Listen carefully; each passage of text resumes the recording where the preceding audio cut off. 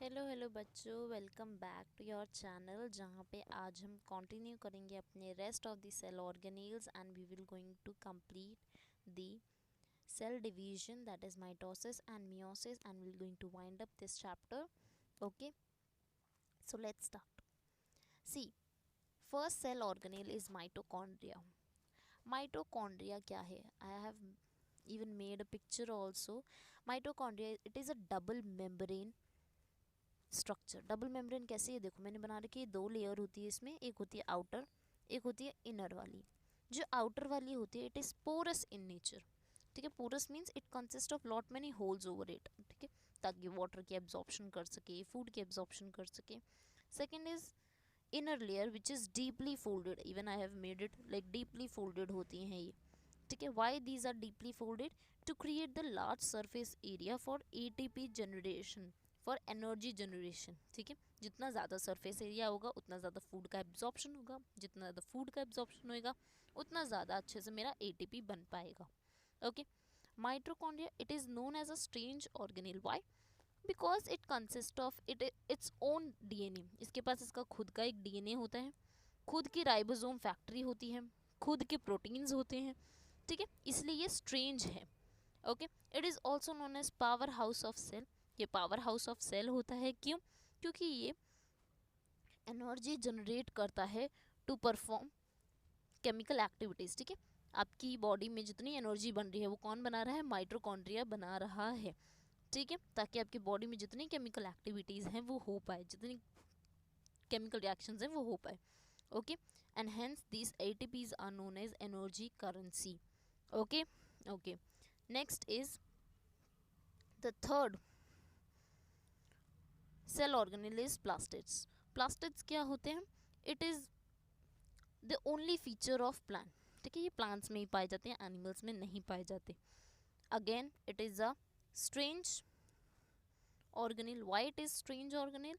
Because it constitute of its own DNA, its own protein mechanism, it ribosomes also. Okay, plastids जो होते हैं वो तीन type के होते हैं.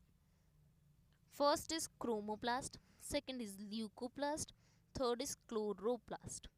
Chromo, what does word means chromo? Chromo means color. Okay, so colored plastids. Example आपके fruits, flowers, branches, leaves, ये जितने होते हैं प्लांट के जो पार्ट्स होते हैं इनमें जो कलर्स आते हैं ये क्रोमोप्लास्ट के थ्रू ही आते हैं. Second is leucoplast. Leuco stands for colourless. ठीक है, that means leucoplast means it constitute of colorless.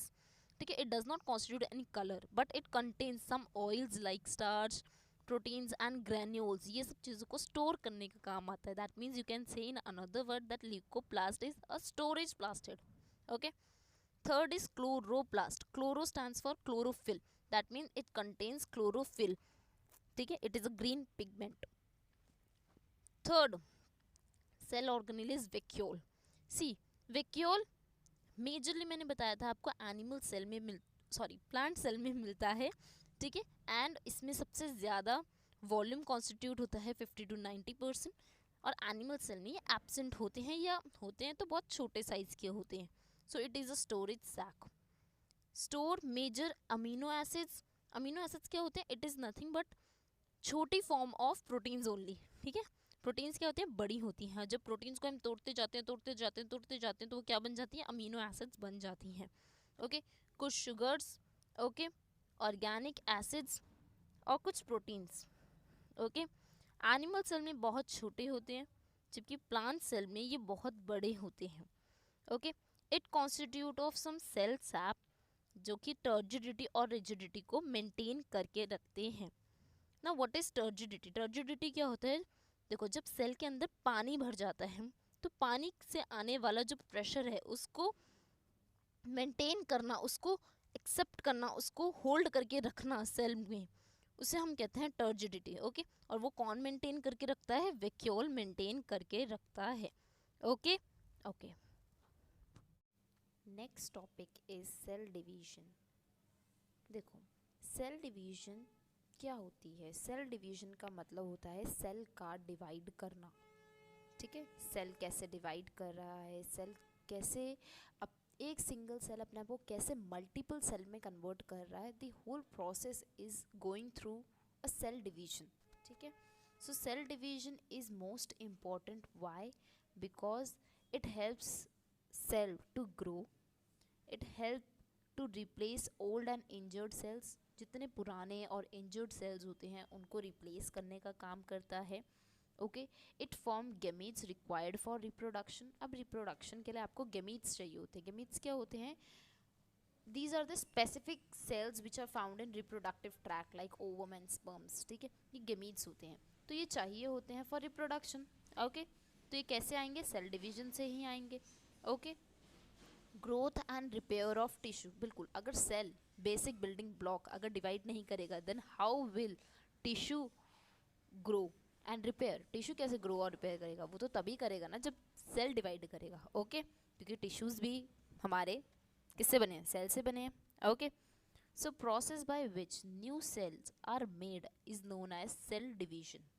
Okay, these are of two types. First is mitosis or mitotic division. Okay, second is meiosis or you can say meiotic division.